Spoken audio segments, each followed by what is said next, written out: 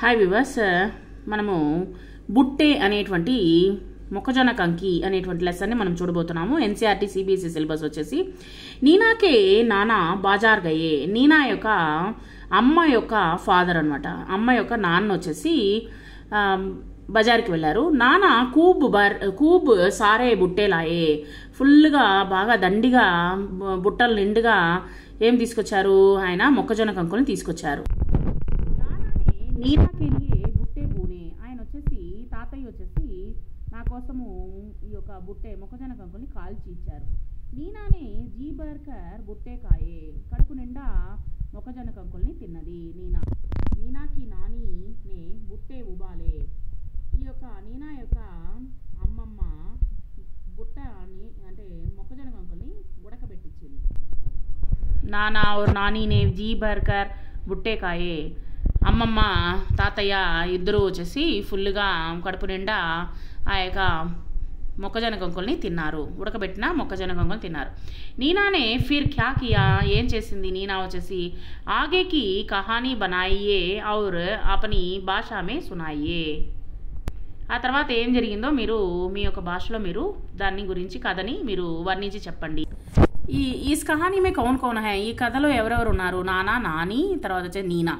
नीना के नाना बाजार से क्या लाए? नीना के नाना बाजार से बुट्टा लाए. తర్వాత వచ్చేసి ఇక్కడ చూడండి, ఆప్ కిన్ కిన్ వస్తువుకో బూన్కర్ కాతే హై. బూన్కర్ అంటే కాల్చి తింటారు. ఆప్ కిన్ కిన్ వస్తువుకో ఉబాల్కర్ కాతే హై. ఉబాల్కర్ అంటే బాగా ఉడకబెట్టించి తింటారు. కౌన్ కౌన్ సి వస్తువే తల్కర్ खाई जाती है? कौन कौन सी वस्तुएं कच्ची खाई जाती है? అంటే బాగా రాగా ఏవేవి వస్తువులు తింటారు అంటే కాల్చకుండా ఏమి ఉడకబెట్టకుండా వంటే చేయకుండా ఏమేమి తింటారు అని చెప్పేసి ఇక్కడ ఇవ్వడం జరిగింది. మీరు మీకు నచ్చినటువంటి వంటల్ని మీరు రాయండి. नीचे दिए गए शब्दों को ऊ की मात्रा लगाकर सही शब्द लिखिए. ఇక్కడ వచ్చినటువంటి వస్తువులు వచ్చేసి తప్పుగా ఇచ్చున్నారు. వాటిని వచ్చేసి మనము ఊకి మాత్రం రాయాలి. గేహూ అని రాయాలి. ఇక్కడ వచ్చేసి గేహూ. నెక్స్ట్ వచ్చేసి బాల్ అని ఇచ్చినారు. బాలు. కల్ఫీ అని ఇచ్చినారు, అది కుల్ఫీ. దద్ అని ఇచ్చినారు, అది దూద్. దూద్.